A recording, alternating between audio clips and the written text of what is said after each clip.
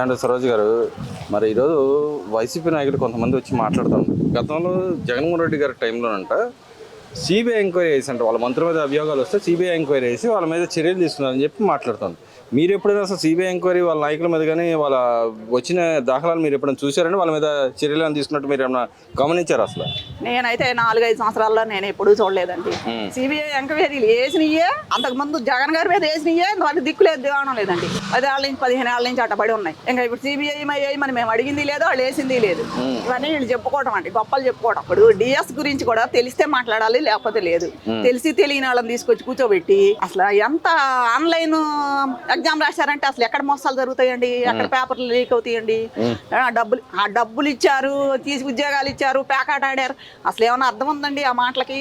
అంటే ఆయన డిఎస్ ఒకటి వదలలేదు, వీళ్ళు వదిలారు, జాబులు ఇచ్చారు. వీళ్ళకి ఎక్కడ మంచి పేరు వచ్చేస్తుందో, మళ్ళీ కూడా కూటమి ప్రభుత్వం గెలుస్తుందేమో, ఏదో విధంగా మనం ఇట్లా అబద్ధాన్ని నిజం చేయాలని చెప్పి ప్రతి సాట ఈ దండలు వేసి కూర్చోబెట్టి ఎవడో పోయిన టైప్లో నిరాహార దీక్షలు చేపిస్తున్నాడు. అంటే ఆ దీక్షలు మీరు చూస్తున్నారు, అబ్జర్వ్ చేస్తున్నారు. ఎక్కడన్నా మాది జంజీ ఉద్యమం అని చెప్పి వాళ్ళు చెప్పుకుంటాను. నిజంగా జంజీలు అంటే యువత ఎక్కడన్నా కనపడుతున్నారండి. అందరూ వాళ్ళు వైసీపీ కార్యకర్తలు, బ్లేడ్ బ్యాచ్, గంజాయి బ్యాచ్, ఎక్కడికి వెళ్ళినా చూడండి జగన్ గారు ఎక్కడికి వెళ్ళిన రచ్చ చేస్తున్నారు. ఎవరో ఒకరు చనిపోవటమో, యాక్సిడెంట్లు అవటమో ఏదో ఒకటి జరుగుతుందండి. ప్రతిసాట ఒక మనిషి పోతానే ఉన్నాడు. అలాంటి ఆయనకి పర్మిషన్ ఇవ్వటం కూడా తప్పే, నన్ను అడిగితే. ఇవ్వకూడదు. అంటే పర్మిషన్ ఇస్తుంది ఒకదానికైతే వాళ్ళు చేస్తున్నాం ఇంకోటి కదా, మరి దాన్ని ఎలా అలా తీసుకుని ఇలా చేస్తున్నాడు కావాలని. అంటే ఇప్పుడు ఆయన మెంటాలిటీ అదే. అది కాబట్టి ప్రభుత్వం కూడా గుర్తించి వాళ్ళకి పర్మిషన్ ఇవ్వకుండా ఉండటమే మంచిది నన్ను అడిగితే. ఎందుకంటే ఆయన ఏమైనా పర్మిషన్లు ఇచ్చాడండి, ఇంట్లో నుంచి బయట రావాలంటే అవసరం చేశాడు. అంటే మేము అలాంటి వాళ్ళం కాదని కదా ఈ గవర్నమెంట్ మాట్లాడుతా ఉంది. మరి ఆయనలాగా మేము అలా చెయ్యరు కాబట్టి ఇప్పుడు అలా ఆటలు సాగుతున్నాయండి. ఇలా చెయ్యట్లేదు కాబట్టి ఈ బాబు గారి మెతకదానం చూసుకుని ప్రతివాడు నోరిపుతున్నాడు. అంత అన్ని బియ్యం అమ్ముకుని అన్ని చేసిన పేరుని నాని పిచ్చి మాటలు మాట్లాడుతున్నాడు, కొడాలి నాని మాట్లాడుతున్నాడు, రోజా మాట్లాడుతుంది. వీళ్ళందరూ నోర్లు మూతపడాలంటే ఎలా ఉండాలండి? అలా చెయ్యాలి. అక్రమ కేసులు అంటున్నారు, పెట్టిన కూడా అలాంటి అక్రమ కేసులు ఎందుకు అవుతాయి? మీరు మాట్లాడారు కాబట్టి అది అరెస్ట్ చేయాలని మేము కూడా ప్రజలుగా మేము కోరుకుంటున్నాం. ఈ ఆంధ్రాలో ఈ అలజడులు ఏంటండి? యువత అంతా ఎంత నాశనం అవుతుందండి, వాళ్ళని చూసి ఎంతమంది పాడవుతున్నారండి. ఆ రోజు ఆశపడి పాపం 1000 రూపాయలు 500 ఏదో ఇస్తున్నారు, మందు బాటలోనే వస్తున్నారు. తర్వాత వాళ్ళ జీవితాలు నాశనమే కదండి. వాటికి అలవాటు పడేగా వాళ్ళు అట్లా రచ్చరచ్చ చేస్తున్నారు. ఒళ్ళు తెలియకుండా బట్టలు ఇప్పు కూడా తిరుగుతున్నారు పిల్లలు. ఏమంటారండి దాన్ని? లోకేష్ గారు రాజీనామా చేయాలా, సిబిఐ ఎంక్వైరీ జరపాలని చెప్పి వాళ్ళు చేస్తా ఉన్నారు. నిజంగానే డిఎస్సీలో అక్రమాలు జరగలేదని ఒక పక్కన చెబుతా ఉన్నారు కదా. అయినా సరే ఎందుకని వీళ్ళు పదే దాని గురించి చర్చిస్తున్నారంటారు? అసలు నిజంగానే ఆయన రాజీనామా చేయాలంటారు? అసలు లోకేష్ కిను దీనికి ఏమన్నా సంబంధం ఉందండి? ఇప్పుడు ఢిల్లీలో ఆయన ఎవడో చేశాడంట, ఢిల్లీలో చేశాడంటే అక్కడ సుప్రీంకోర్టు కూడా చెప్పింది తప్పు జరిగిందని, చేశారు. ఈయన ఎందుకు చేయాలండి? ఈయన ఎప్పుడు లోకేష్ మీద బడి ఆడవటమేనండి. ఈ లోకేష్ బాబును కావాలని చెప్పి ఇలా చేపిస్తున్నాడండి. ఆ మాటలో లోకేష్ బాబు చక్కగా చాలా బాగా అతను డ్యూటీ అతను నిర్వహిస్తున్నాడు. ఆ విషయంలో లోకేష్ బాబుని అనుకుంటాం తప్పు. వీళ్ళు ఇలా పిచ్చి కోతలు అలా కూస్తా ఉంటారండి. ఏంటంటే 100 సార్లు చెప్తే నిజం అనుకుంటారేమో జనం అని ఎక్కడికక్కడ పెట్టడమేనండి. మొన్న కూడా అంతే, విజయవాడలో ఎక్కడ అసలు నేను బోండమ్మ గారిని ఎన్ని మాటలు మాట్లాడుతున్నారండి. అసలు వీళ్ళు ఎవరండి అలా రౌడీ రాజకీయం చేస్తున్నాడు? ఎవరో రౌడీ రాజకీయం ఎవరు చేశారండి? మొన్న నేను కూడా ఉన్నాను అక్కడ, నా జాకెట్ కూడా చింపారు ఆ రోజున. వెనకాల నా జాకెట్ కూడా చిరిగిపోయింది. మాది సివిల్ డ్రెస్ లో ఉన్నారు, పోలీసు వాళ్ళు అంటున్నారు. పోలీసు వాడో తెలియదు, వైసీపీ వాడో తెలియదు. మరి ఇట్లా పట్టుకుని లాగాడు, ఇదంతా ఊడిపోయింది. ఏం చేస్తామండి మరి? ఒకటి దోశాడంటే 10 మంది వెళ్ళి అవతల పడుతున్నాం. ఇక్కడ ఎప్పుడు మేము మన గవర్నమెంట్ ఉన్నప్పుడు ఎప్పుడన్నా ఇలా జరిగిందా? 2014లో లేదు కదా. అంతా నువ్వు వచ్చి నేర్పించావు. నువ్వు నేర్పించింది కాకుండా ఇప్పుడు నువ్వు ఓడిపోయినా కూటమి గెలిచినా పెత్తనం నీదే జరుగుతుంది ఇక్కడ. ఎందుకంటే మెతకదనం ఉన్న ప్రభుత్వం ఉంది కాబట్టి. ఆయన మంచితనం అది.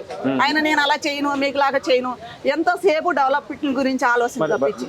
మరి ఇక్కడ చూసుకుంటే ఏదైతే వీళ్ళు ఆరోపిస్తున్న డిఎస్సీలో వచ్చిన ఉద్యోగులు ఎవరైతే టీచర్లు ఉన్నారో వాళ్ళ మీద ఎందుకని అక్కస్ అంటారు? వైసీపీ నాయకులకి ఎందుకు అక్కస్ అంటారు? గతంలో మనం చూసాం టీచర్ని తీసుకెళ్లి బార్ షాప్ల ముందు నిలబెట్టిన పరిస్థితి. ఇప్పుడైనా వాళ్ళు ఏదైతే వాళ్ళు ఉద్యోగం చేస్తున్నా వాళ్ళ మీద కూడా కక్ష సాధించే విధంగా ఎందుకని వాళ్ళు ప్రవర్తిస్తున్నారు అనుకోవచ్చు.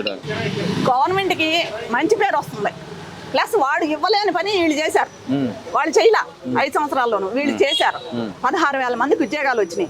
పాపం వాళ్ళు అంత కష్టపడి ట్రైనింగ్లు అయ్యి ఎంతో డబ్బులు ఖర్చు పెట్టుకుని ఏజ్ బార్ అయిపోతే కూడా ఏజ్ కూడా పెంచారు గవర్నమెంట్. వచ్చినాయి వచ్చి సంవత్సరం అయిందండి. సంవత్సరం నుంచి వాళ్ళు ప్రశాంతంగా ఉద్యోగాలు చేసుకుంటున్నారు. ఈ రోజు వాళ్ళకి మనశ్శాంతి లేకుండా నేను సుప్రీంకోర్టుకి వేస్తాను, లేకపోతే బయటకి ఈడుస్తాను, లేకపోతే డబ్బులు ఇచ్చావు ఇలాగ అంటుంటే మరి టీచర్లు అంటే గురువులతో సమానం కదా, వాళ్ళని అవమానించినట్టే కదా.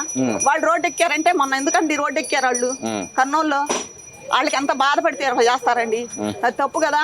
ఆ సంవత్సరం నాడే అప్పుడే నువ్వు ఏదన్నా జరుగుంటే నువ్వు అడిగినా ఆ జరిగినాడు ఎవడో వాడిని తీసుకొచ్చి మీడియా ముందు పెట్టినా నమ్ముతారు జనం.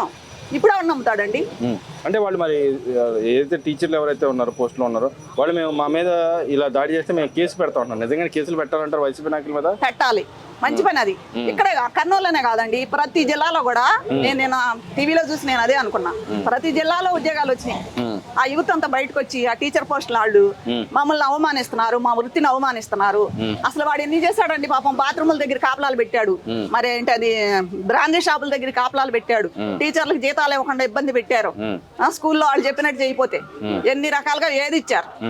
అవన్నీ పోయి నేను చక్కగా బాబు గారు వచ్చారు, మళ్ళీ డిఎస్ ప్రకటించారు, మళ్ళీ కూడా వస్తుంది అనే లోపే మళ్ళీ ఇలాంటి పుకారు పుట్టించి ఆంధ్రప్రదేశ్ మొత్తం రౌడీ రాజ్యాన్ని చేస్తున్నారు. మరి ఇంకో పక్కన మెడికో విద్యార్థి దాని విషయంలో చనిపోయింది, నిన్న చనిపోవడం జరిగింది. దాంట్లో కూడా అసలు చంద్రబాబు నాయుడు కానీ టీడీపీ గవర్నమెంట్ అసలు ఈ కూటమి ప్రభుత్వం ఏడా పట్టించుకోవట్లేదు, మహిళలకు అన్యాయం జరుగుతూ ఉందని చెప్పి వరద కళ్యాణి మాట్లాడుతుంది. నిజంగానే ఆ విషయంలో అసలు గవర్నమెంట్ ఏం పట్టించుకోలేదు అంటారా? ఏమండి వెంటనే ప్రకటించారు, వెంటనే మాట్లాడారు కదండి, ఎమ్మెల్యే గారు మాట్లాడారు, అక్కడ చంద్రబాబు గారు కూడా మాట్లాడారు, పోలీసు వాళ్ళకి కూడా చెప్పారు యాక్షన్ తీసుకోండి, వెంటనే వాళ్ళని అరెస్ట్ చేయండి అని. ఆ అమ్మాయి చనిపోయినందుకు నష్టపరిహారం కూడా ప్రకటించారు, 20 లక్షలు ఎంతోను. ఇంకా అది చెయ్యింది ఎక్కడండి, వాడెవడో అసలు వాడు చేసిన వాడు కూడా తాగేసి కావాలని గుద్దాడు అంటున్నారు. మరి కావాలని చేశాడంటే ఎవడమేం చేస్తామండి దానికి? దానికి ప్రతి దానికి ఎక్కడ ఎవడ తుమ్మినా విత్తినా దగ్గినా ప్రతిదీ గవర్నమెంటే చేసింది, గవర్నమెంట్ రక్షణ లేకుండా పోతున్నాను పదే పదే మాట్లాడు. అదేనండి రక్షణ లేదంటే నువ్వు చేస్తున్నావు, రక్షణ లేకుండా నువ్వు చేస్తున్నావు. నీ బ్యాచ్ ఇంకా ఉండబట్టే అసలు వాడెవరో వాడి లోతుకెళ్తే గానీ తెలియదు కదా. వాడు కూడా వైసీపీ బ్యాచేనేమో, వాడు కూడా ఎంజాయ్ బ్యాచ్ అయి ఉంటాడు. ఎవడని చూస్తూ చూస్తూ మానవత్వం ఉన్నాడు, ఎవడో బండిని గుద్ది పడేసి చంపడు కదండి ఒక ఆడపిల్లని. వాడు ఎంత సన్నాసి అయితే కదా అలా చేశాడు. వాడు కూడా వాళ్ళ మనిషేనేమో. నీకు కావాల్సింది సవాళ్ళు లేవటం, ఆంధ్రాలో గొడవలు లేవటం, వీటి కోసం నువ్వు ఎంత ప్రయత్నం చేస్తున్నావు. కానీ జనం చూస్తూనే ఉన్నారండి, మంచి ఏది చెడు ఏది అని, ఎవరు కంపెనీలు చేస్తున్నారు, ఎవరు మంచిగా పరిపాలన చేస్తున్నారు అనేది 29లో వాళ్లే బుద్ధి చెప్తారు నీకు కూడా. అంటే మరి ఈ మెడికో మృతి కేసులో న్యాయం జరగట్లేదు మాట్లాడుతుంది, న్యాయం జరుగుతుంది అంటారా? న్యాయం జరిగింది కూడానండి. వాళ్ళ నాన్నగారు కూడా ఇది రాజకీయం చేయొద్దండి అని కూడా చెప్తున్నాడు, మీడియా ముఖంగా మాట్లాడుతున్నాడు. ఆ అమ్మాయి వాళ్ళ నాన్నగారు కూడా మీరు అనవసరమైన రాజకీయం పులుముతారు ఎందుకు అట్లాగు.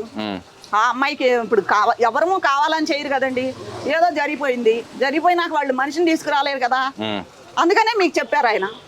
అదే తప్పు అయితే ఎలా అవుతుందండి? అంటే దిశ చట్టం లేకపోవడం వల్ల ఇలాంటివన్నీ జరుగుతూ ఉన్నాయి. మా దిశ చట్టం మొన్న తీసివేశారు కాబట్టి బ్లాక్ డే అని చెప్పి కూడా మాట్లాడతాను. నిజంగానే మొహం మండా నేను ఆ మాట అంటానండి.